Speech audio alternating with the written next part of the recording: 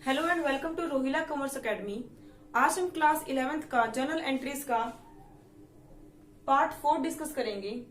हमने last class में कुछ बैंकिंग ट्रांजैक्शन की थी, उसका लिंक मैं डिस्क्रिप्शन में डाल दूंगी, आप देख लेना।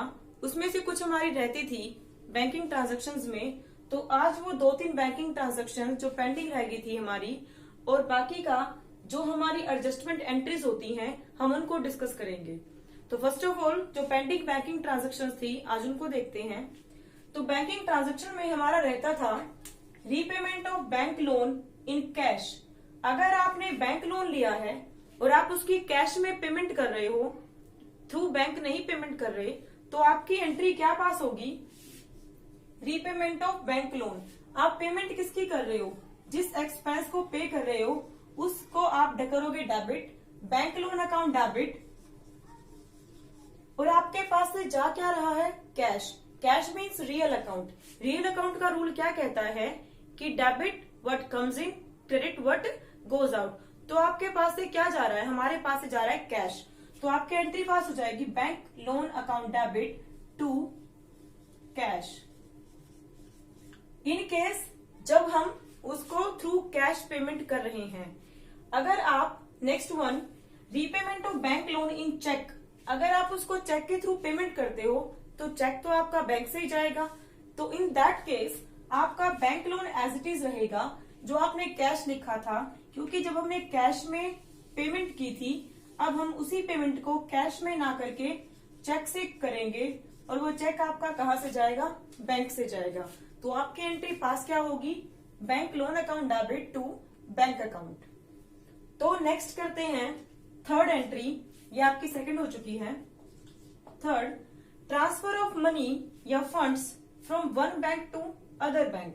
अगर आप एक बैंक से अपने दूसरे बैंक में पैसा ट्रांसफर करना चाहते हो, क्योंकि हमारे पास हम आजकल बहुत सारे अकाउंट्स ओपन करते हैं, एक अकाउंट में बिजनेसमैन का काम नहीं चलता, तो आप क्या करते हो? बहुत सारे अकाउंट ओपन करवाते हो और आप एक बैंक से दूसरे बैंक में पैसा ट्रांसफर करना चाहते हो, तो आपकी एंट्री पास क्या होगी? Bank account debit to bank account. Bank से पैसा गया, बैंक से पैसा गया, बैंक में ही आया। अब आप सोच रहे होगे एक चीज डेबिट एक चीज क्रेडिट, सेम चीज हो गई तो एंट्री कैंसिल हो गई। बट आप क्या करोगे? अगर आपने पीएनबी में पैसा ट्रांसफर किया है, पंजाब नेशनल बैंक, और कहां से ट्रांसफर किया है?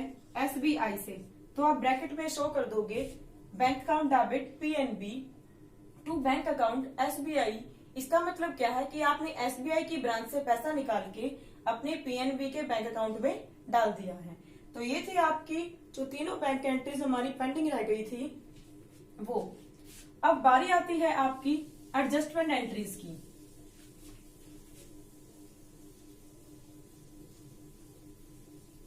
तो एडजस्टमेंट एंट्रीज में आपके पास फर्स्ट वन है क्लोजिंग स्टॉक।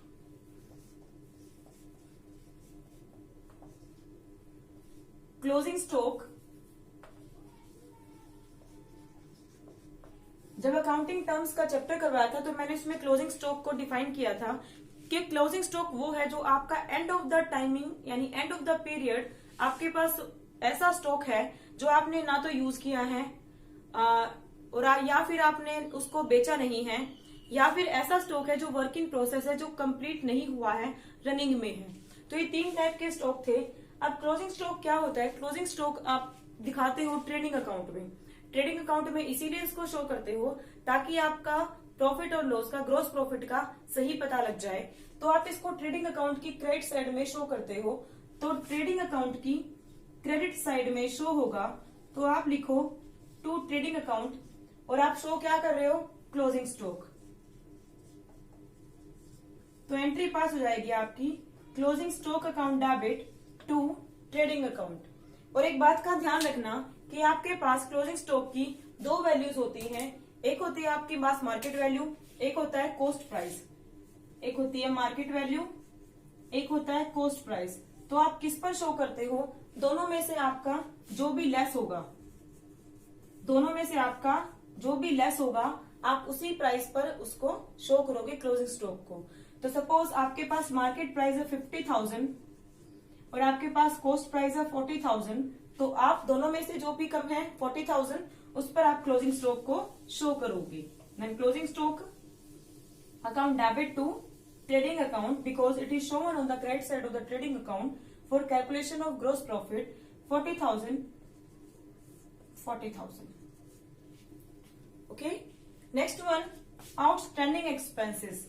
आउटस्टैंडिंग एक्सपेंसेस मैं आपको पहले भी डिस्कस कर चुकी हूं। अब एंट्री देखेंगे उसकी कि क्या एंट्री पास करते हैं।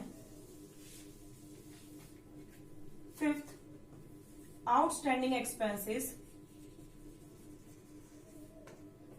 आउटस्टैंडिंग एक्सपेंसेस होता है जो आपका साल के एंड में आपने पेमेंट नहीं किया। सपोज रेंट था, रेंट हमने पे नहीं किया, 10 महीने का पे कर दिया, 2 महीने का हमारा रह गया, तो वो क्या कहलाता है? आउटस्टैंडिंग एक्सपेंस कहलाता है।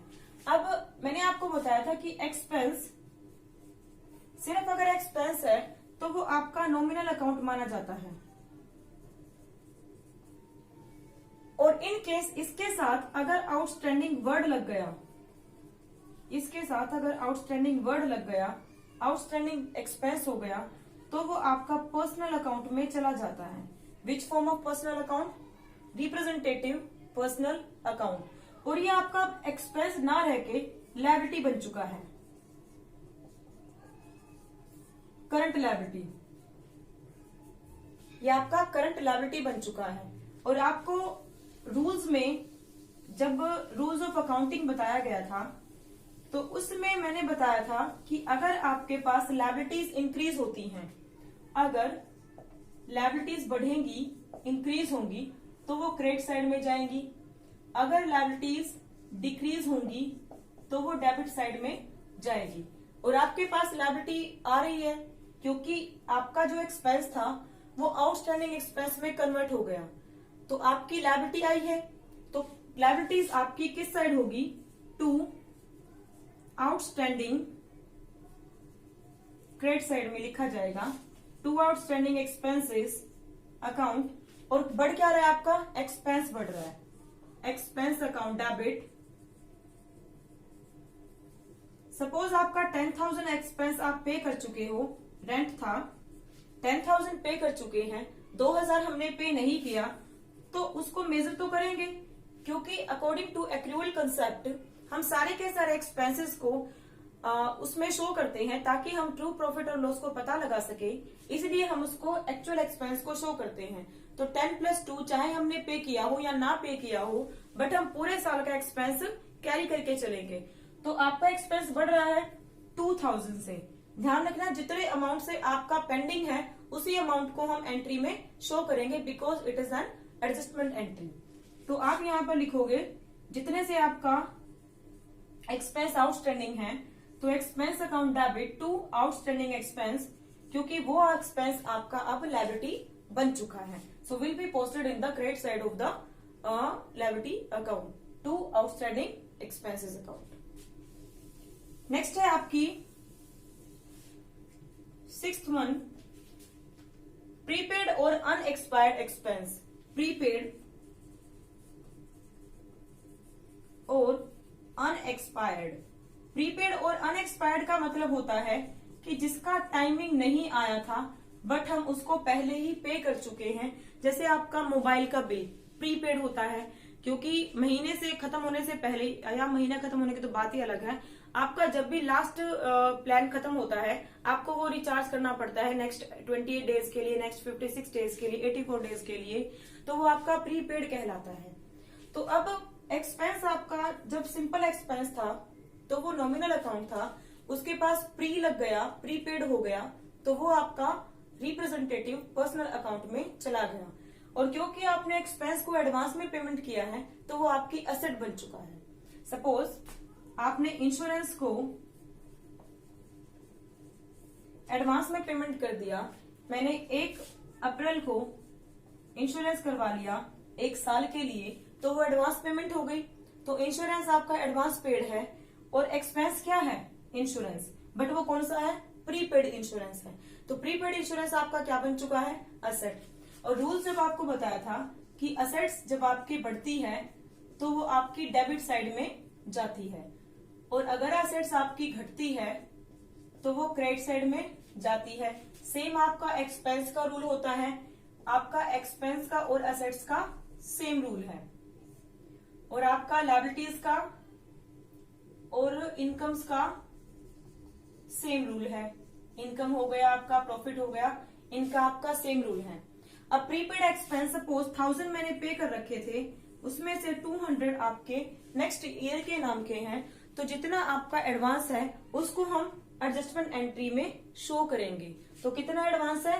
200 रुपीज। अब क्योंकि हमारा प्रीपेड है, हमें नेट 1 ईयर का एक्सपेंस चाहिए है, तो 1000 मैंने टोटल पे किया, 200 हमारा नेक्स्ट ईयर के नाम का है, तो हमें तो करंट ईयर का देखना है।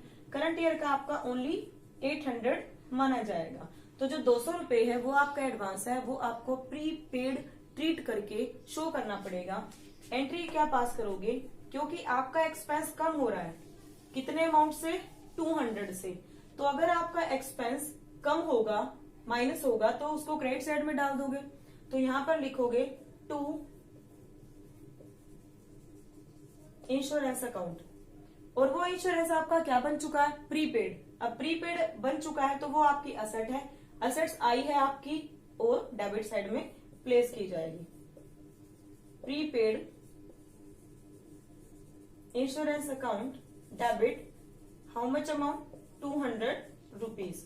200 रुपए से आप प्रीपेड इंश्योरेंस को डेबिट करोगे टू इंश्योरेंस 200 रुपीज से। तो ये आपका था 6th एंट्री। उसके बाद नेक्स्ट है आपकी एक्रूड इनकम और income earned but not received.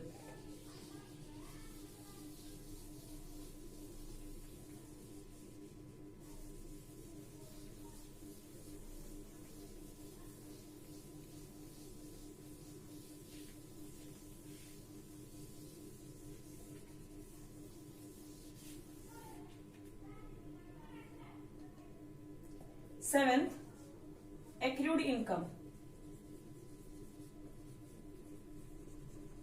और income earned but not received। तो accrued income और income earned but not received, इसका मतलब है कि हमने कमा तो लिया पर हमें मिला नहीं। सपोज आपने किसी बच्चे को ट्यूशन पढ़ाया 2 महीने, उसकी 2 महीने की फीस इकट्ठी हो गई है, आपने कमा ली पर आपको मिली नहीं, बट मिलेगी तो सही, छोड़ेंगे तो नहीं हम, कभी ना कभी तो हमें मिलेगी।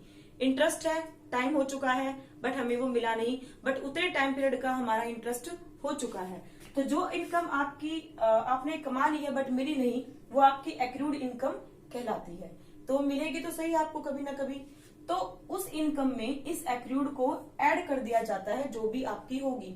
सपोज इंटरेस्ट होगा, 1000 रुपीज हमें मिल चुका है, 200 नहीं मिला बट हमने कमा लिया है, टाइम पीरियड आ चुका है, इट मीन्स टोटल हमारा इंटरेस्ट कितना होगा? 1200। तो हमारी इनकम बढ़ी, इनकम हमारी बढ़ती है। किस चीज से बढ़ती है? एक्रूड इनकम से।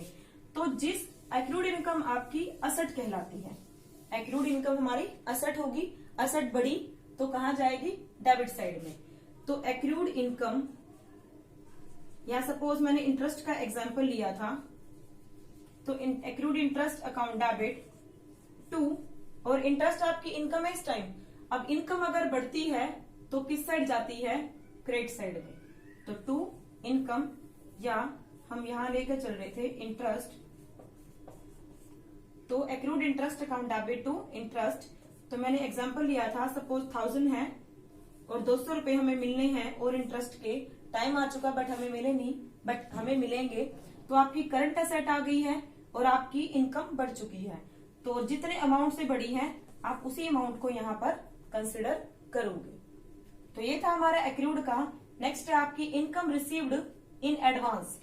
आपको इनकम एडवांस में मिल चुकी है बट आपने उसका काम नहीं किया। तो जब तक आप उसका काम नहीं करते हो वो आपके लिए बर्डन मानी जाएगी, सो वो आपकी लायबिलिटी ट्रीट होगी।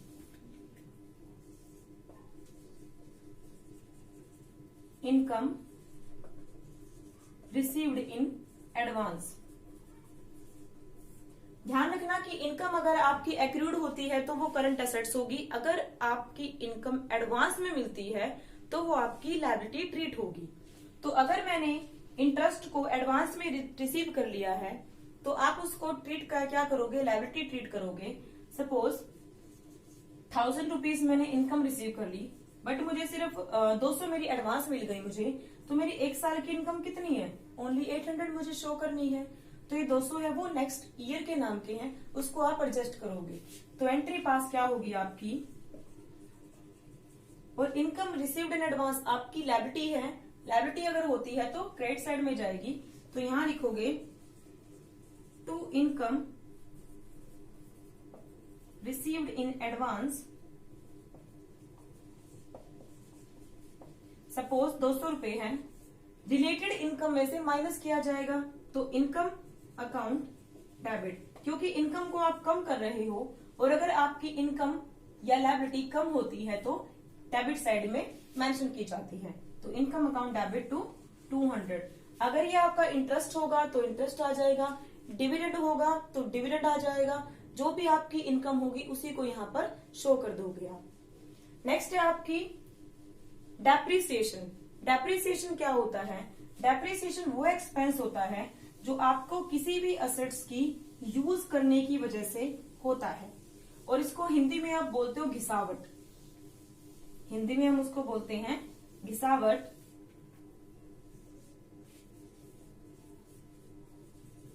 डेप्रिसिएशन, घिसावट। सपोज आपने फर्नीचर परचेज किया है, तो फर्नीचर अगर आपने आज के टाइम में 10,000 रुपीज का लिया, तो क्या 2 साल बाद भी उसकी वैल्यू 10,000 ही होगी? नहीं, वो हमने यूज किया, उसकी वजह से उसकी वैल्यू में जो डाउन आया है, उसकी वैल्यू में जो कमी आई है, वो आपकी डेप्रिसिएशन कहलाती है। तो depreciation is an expense because of the use and tear and dear of that asset, use करने की वजह से वीर एंड टीयर। तो डेप्रिसिएशन आपका एक्सपेंस है, डेबिट होगा, जिस असेट पर लगाया होगा उस असेट की वैल्यू में कमी आएगी, और असेट की वैल्यू में अगर कमी आती है तो उस कमी को आप दिखाते हो क्रेडिट साइड में। और क्योंकि आपका एक्सपेंस क्रिएट हो रहा है, एक्सपेंस अगर क्रिएट होता है तो वो आपका डेबिट साइड में होता है। तो सपोज मैंने फर्नीचर लिया 10,000 का, उस पर डेप्रिसिएशन लगाएंगे at the rate of 10% per annum. Per annum का मतलब होता है हर साल 10%। तो इस पर डेप्रिसिएशन लगाओगे, तो डेप्रिसिएशन आपका खर्चा है, क्रिएट हुआ। तो अगर एक्सपेंस होता है तो उसको कर दोगे डेबिट साइड में, डेप्रिसिएशन अकाउंट डेबिट। और किस असेट पर लगा रहे हो, फर्नीचर पर, फर्नीचर अकाउंट। और फर्नीचर की वैल्यू में कितने की कमी आई, इसका 10%, तो 1,000। तो ये आपका होगा डेप्रिसिएशन। एक्सपेंस हुआ सो will be debited, and asset की वैल्यू में कमी है so will be credited. Next is interest on capital. Interest on capital provide करोगे तो ये कंपनी के लिए, बिजनेसमैन के लिए एक्सपेंस होगा, और कैपिटल बढ़ेगी। कैपिटल इज अ लायबिलिटी, और लायबिलिटीज अगर बढ़ती है तो वो क्रेडिट साइड में लिख दी जाती है। 10 इंटरेस्ट ऑन कैपिटल।